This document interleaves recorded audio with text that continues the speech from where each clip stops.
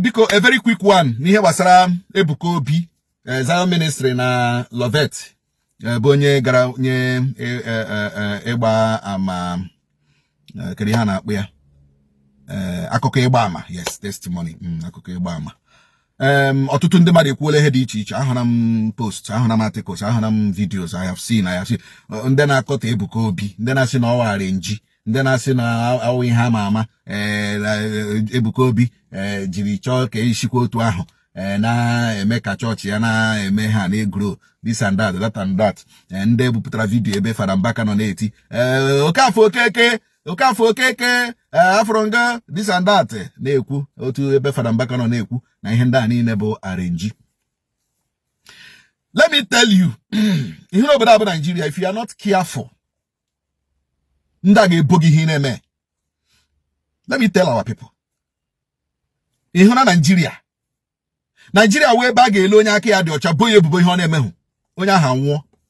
Ọ Nigeria, that's Nigeria for you. That's Nigeria for you.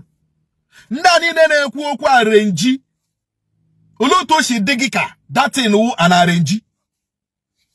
Olotu o si dị gị ka datin wu an arenji. Ọkwa mecha ahụkwa vidio ebe that lady gakwara na-agagharị na that house, maybe ka o kwee ya ọnụ. Jego share the house, ebecha vidio ekwe ya ọnụ. Una see the Ebuka Obi mere arenji.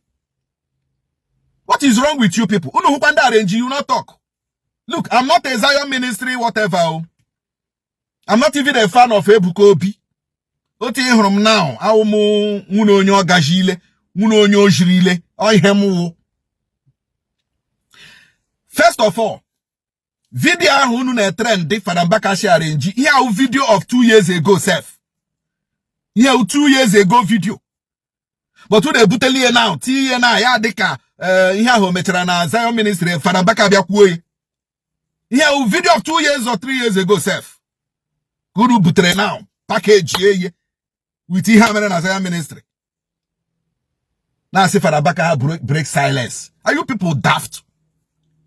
You sure you know ma? Video I hold yata. Video Fada Mbaka kuru datin. I hold ya today. Fada Mbaka break silence. Le what do she bo Fada Mbaka no ro onwe ebubo? Le what do she bo Fada Mbaka no ro onwe ebubo? Ode onye di ka ga blame na that testimony enyer. O we Ebuka Obi ki e blame. Ka Lovet Helen ki e blame. Who will you blame? Ode you ga eji lecture somebody branye testimony. Testimony dey mmadụ na chi o. Let me tell our people, testimony a na-enye na church dey mmadụ na chi. Some people, I have seen it happen.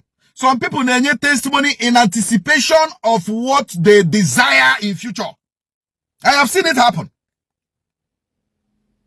For the Bible says that if your faith is as little as mustard seed, you can point at that mountain and say, ye mountain, remove yourself from this place, go to the other place. That is article of faith. I have seen people who believed and hoped that because when you positively confess, it will come to fruition. Oh yes, I have seen it happen. And that woman confirmed him on nature before why did you give fake testimony? Yes, out of faith. Na Chineke ga-eme ka ụlọ ka ọ zụta ya. But unfortunately for the woman, o merie na the church dị controversial already. O merie na the church anya ndị mmadụ niile nọ n'ime.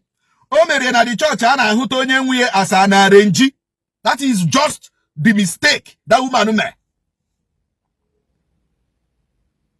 That is just the mistake. We who be honey gaju na ha fa lo to de. Ori ukwara onye ahụ mma o, mana ọ ga-asị gị niarị mma. Ị ga-ahụ somebody that agụrụ na agụgbo onwe hụ shishi onwe hụ nri ọ ga-eri na yard, mana na ha fa iri ekpele nri ya asị gị na eri elie. These things are positive confessions. Ihu be onye moto gbafere ya to bụta ka ihu na moto aga m agba gị. Ihu na this car, I must ride this car. This is positive confession. So when we analyze this, let us analyze it with wisdom. Let us not analyze it with bitterness.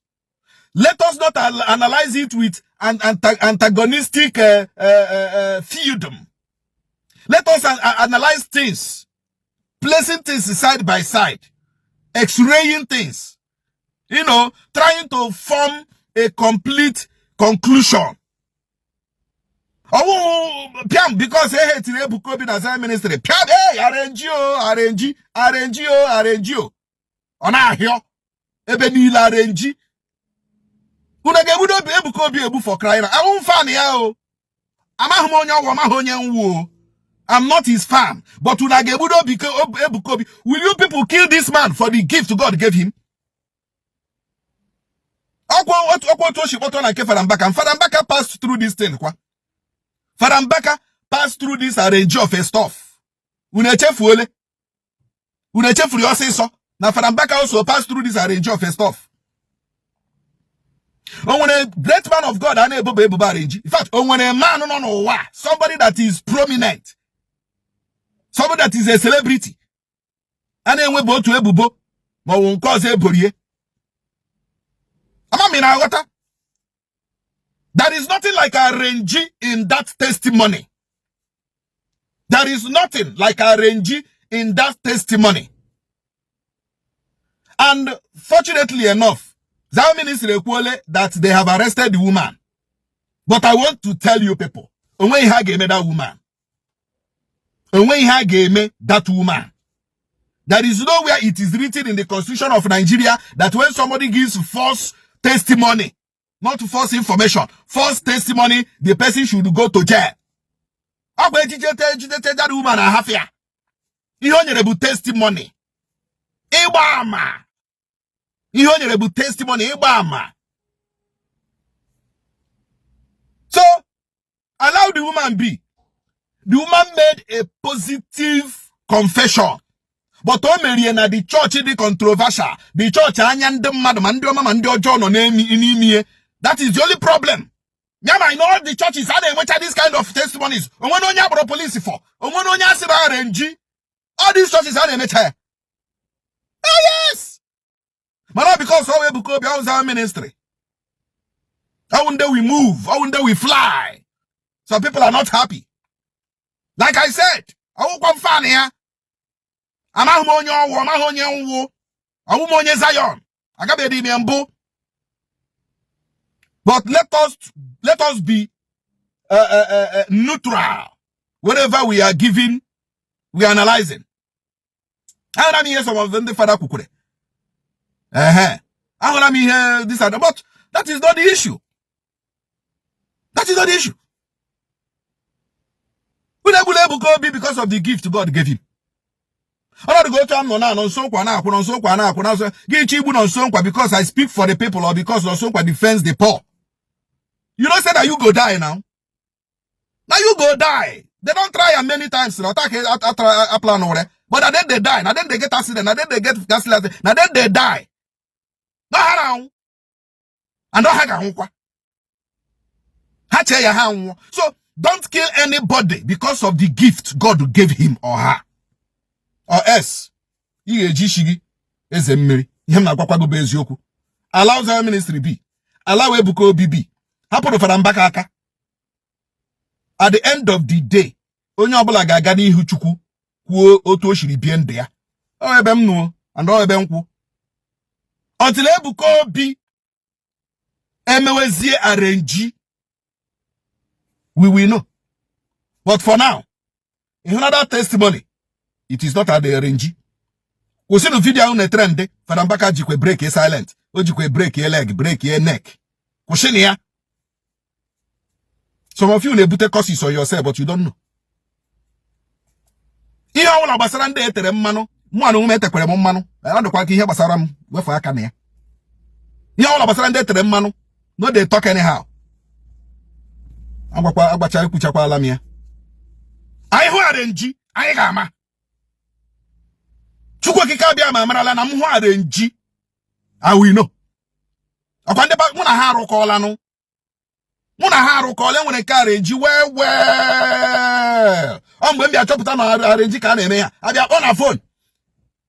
Ose ị chọrọ ka egbu uncle gị ọsị egbu oye uncle m egbuola egbu uncle m merụ ka mee ka ọsọ gbu uncle ọsị a ga-akpọ gị by 5 minutes na a ga-akpọ gị na phone before you know it phone ring ya onye ahụ aza call ọnwụọla pray arrange until ihe mee na chọọchị Ebuka Obi then ma aga ya na arrange for now hafụ na aka thank you.